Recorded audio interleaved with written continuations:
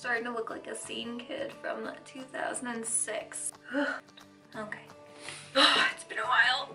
Hey guys, welcome back to my channel. So I know it's been a long time, but believe me, I have been busy behind the camera and away from the camera. So starting off like in 2019 now, oh my god, 2019. Starting off in 2009, I want to do a year-end review. Talking about kind of like what 2018 brought and what I learned from that year. Well, what did you learn from 2018? And everyone's favorite thing to talk about in January is, oh well, what do you want to change in 2019? How do you want to be better? And being a business owner, a lot of people ask like, well, what were the struggles you had in 2018 and how in 2019 are you going to make those better? Coming into 2018 was really hard. I was still kind of going through a little bit of a depression. I found like for some reason I didn't want to wear, I usually wear black all the time, but for some reason I just really didn't want to be seen. Like I thought about changing my hair color. I wanted to dye my hair color black. I like the song, I want to change it black. Everything, I just wanted to wear like a hat all the time. I didn't want people to recognize me. I didn't want to post anything online because I was scared like I'd be ridiculed, anything like that. Like there was just so much going on in my head. And for those who know me personally, they know I struggle with a lot of anxiety when it comes to what people think and how they feel about me.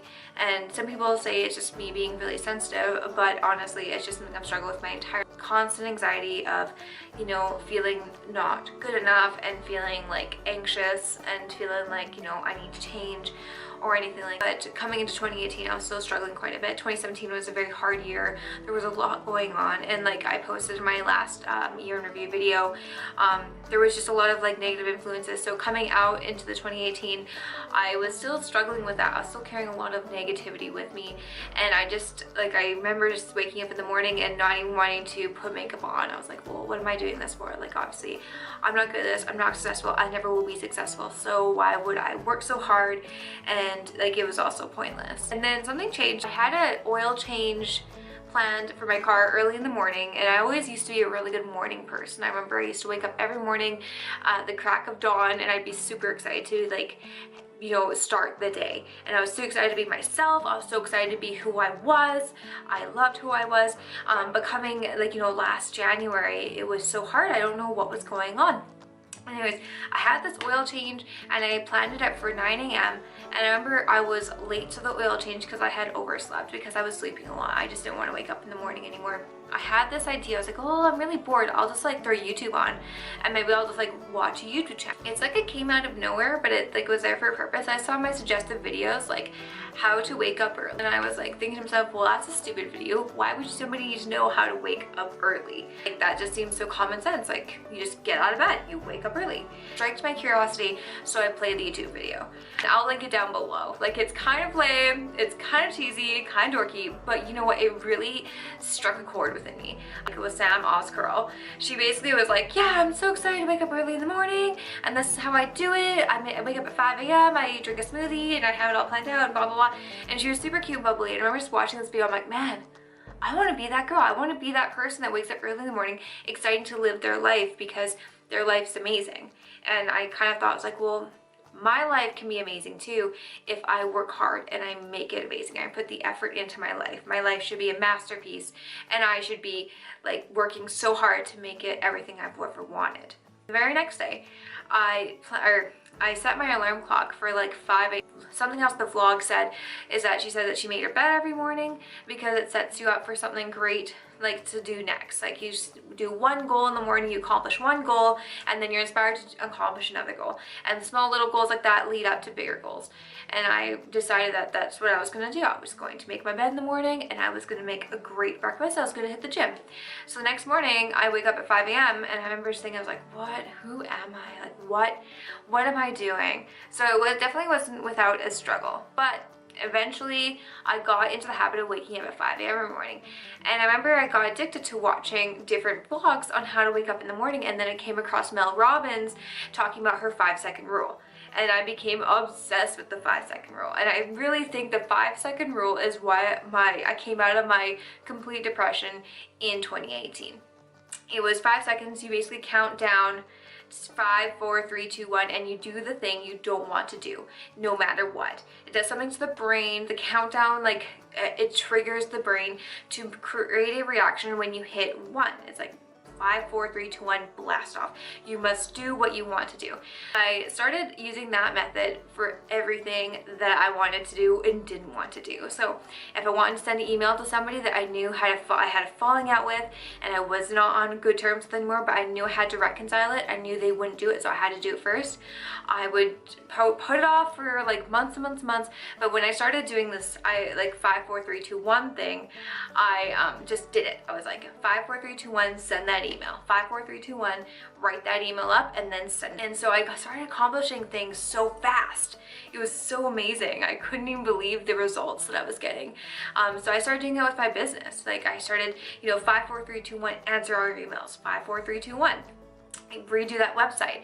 Like start doing all these small, like don't let yourself limit yourself. That's kind of like how I basically pulled myself out of the rut. And suddenly I started feeling a lot better. I started feeling more like myself. I started posting a little bit more. I started YouTubing a little bit more. Started having a little more fun with my YouTube, not just having it so rigid, like just makeup tutorial, makeup tutorial, makeup tutorial. There's always so many times you can watch a cat eye video before it gets really boring. I started doing like funny videos. I started doing like reviews. I started doing other things. 2018 started. I was experimenting. I was doing all these sorts of things. I was doing different types of makeups. I was doing the makeup of music challenge for myself. So I was turning people into songs, which was super fun. For work-wise, I think 2018 has been the best year yet. I don't know how I could even top 2018, and that makes me nervous for 2019 because I'm like, how can I top 2018? I worked for ET Canada. I don't know how exactly I can top that. It was probably the coolest experience of my life. It came out of nowhere. I remember praying to the makeup gods. I was like, I just need 2018 to be I needed something that I could say, wow, I've done that. And I know people were like, well, you run your own studio, you do all this, you run a full-fledged bridal business, you do makeup for all these different people, and you do work on movies. But I needed something different. I needed something that I could be like, wow, I did that in my lifetime. So when I got the call from ET Canada, when they came to Alberta, I didn't believe it. I thought it was a joke. I actually thought it was a scam. I actually posted on the internet, I'm like, is everybody else getting the scam working for ET Canada? Like, I just got this email and it sounds super fake and I don't think it's real, but nobody else like got the email. So I was like, well, I'll see how it goes. And I'll book the days off work, and I guess if it doesn't work out, it was a scam and I got duped. But sure enough, it wasn't a scam, and I got to work for ET Canada, and every day when I feel like I'm not worth anything, or if people are like, oh, well, you suck at what you do, or you're a terrible makeup artist, or you'll never make it in the makeup world, you're not good enough, you're not educated enough, blah, blah, blah, I always gotta say, I worked for ET Canada. Yeah, and that just kind of led to different opportunities. Like I got to work for CBC, I got to work for a couple other really big production companies. I got to work on a lot of film this year. Film was huge I love what I do, and I'm super proud of every job opportunity that's presented to me. I want to cry with how like blessed I feel. I'm like, oh, this is amazing, and this is what I love to do, and this makes my heart happy. Yeah, another really cool thing that happened to me this year, which I don't know necessarily didn't happen to me, but I bought my very first house, and I'm so excited that it's been like basically my biggest dream since I came here from Vancouver, is that I really want to have a place of my own that I could actually just call my home and like make it a home for me and the cat. It happened, and it was a big struggle, and there was a lot of tears, there was a lot of heartbreak, but finally when it did happen, it felt so amazing, and I'm so proud of the place I get to call. I moved studios again. Yes, the Panic Room is now residing in the beautiful, most amazing store in the world called Drunken Sailor, and they're located in Lethbridge. So if you do want to come see the vintage beauty parlor that I call the Panic Room, please come on down. I would love to see you.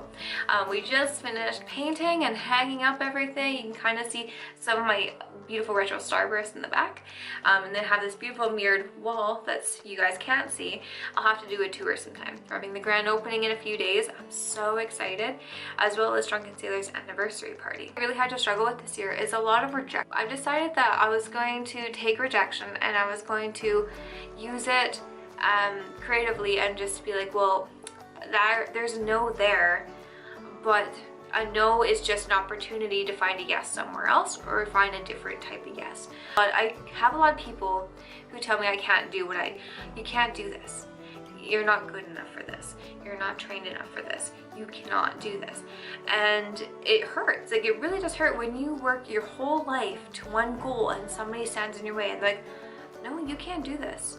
It does affect you in a lot of ways. It puts a lot of mental roadblocks in your head, and then you just suddenly kind of stall, and you're like, well, now what? Like, what's next? If I can't do the one thing I wanted to do, how do I move? Rachel Hollis, I think it's Rachel Hollis, in her book, Girl Wash Your Face, and there's like one chapter in there, and it was like, you know, rejection is just like, you know, it basically tells you like rejection doesn't mean nothing, and a no is never no.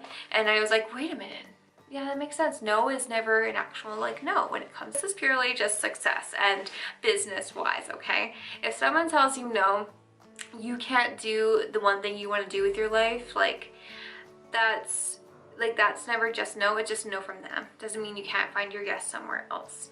And that's kind of the thing that I'm working on right now, is just dealing with like, okay, well, people are saying no here. Where can I find the yes? And what ways can I work around this? There's always a way to succeed, and there's always a way to do what you want to do. You just have to find out how to do it. Bridal's been super huge in 2018. I could not get over how many weddings that I've had. Every weekend there was at least one or two, and it was insane. And I was still getting like inquiries like the month of, which I was able to take some, but not all.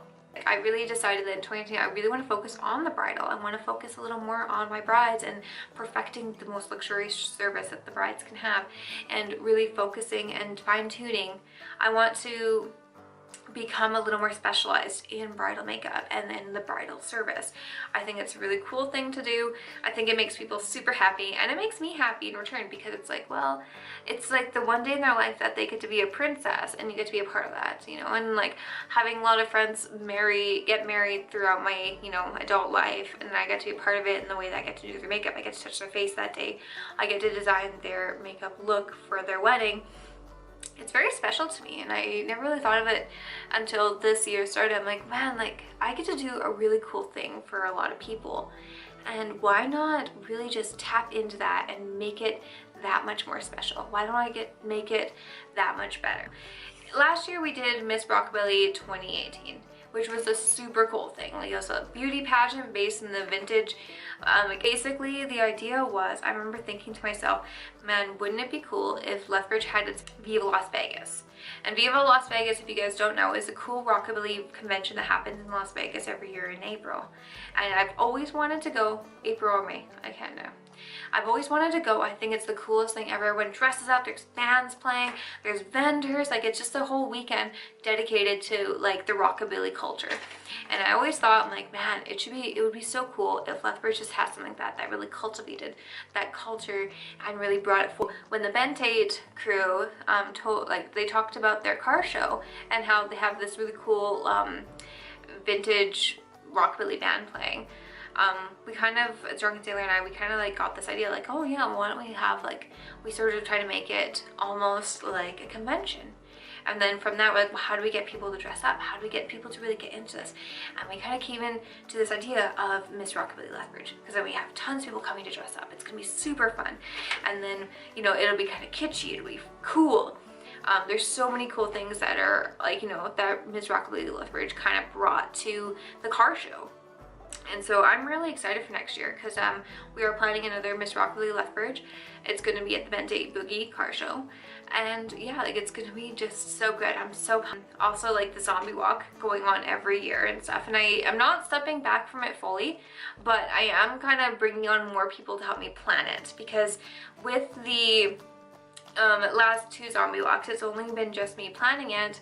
and it's been really tough because it kind of happens during the Halloween time and bridal season. And then this year I was actually filming quite a bit before and after the zombie walk, so I wasn't able to really, you know, tap in and give it my full attention, which I was super upset about because it is a little baby of mine. Like growing the zombie walk and like kind of just making it more into like a big huge event and a big huge exhibition has been a big dream of mine, you know, turning it from just like a simple walk where we will show up and, you know, walk. Nice to actually have like activities, have a culture, have a community where people come out and they want to participate. So I'm hoping that the zombie walk this year will be a little bit bigger. It'll have a couple different more aspects to it, and also that it'll just kind of draw a bigger crowd, give Lethbridge a part of the culture that it's been missing. Oh yeah, I also got like a new tattoo. I don't know if you guys can see. It's a bunch of makeup brushes. Makeup brushes and lashes and like super cool jewels and stuff. Also, I don't know if you guys saw, but we won 2 more awards at the parade. I did vlog the parade and I thought it was super fun. I couldn't imagine it. Like seriously, the best time of the year is the parade. The parade is always such a blast. We're gonna build for months and we're gonna recruit people and we're gonna get them in costumes. It's just gonna be so crazy. Like I've always loved the parade. It's one of my favorites. Thanks guys for listening to my 2018 in review. It was super fun, and I hope that 2019 really holds a lot more opportunities.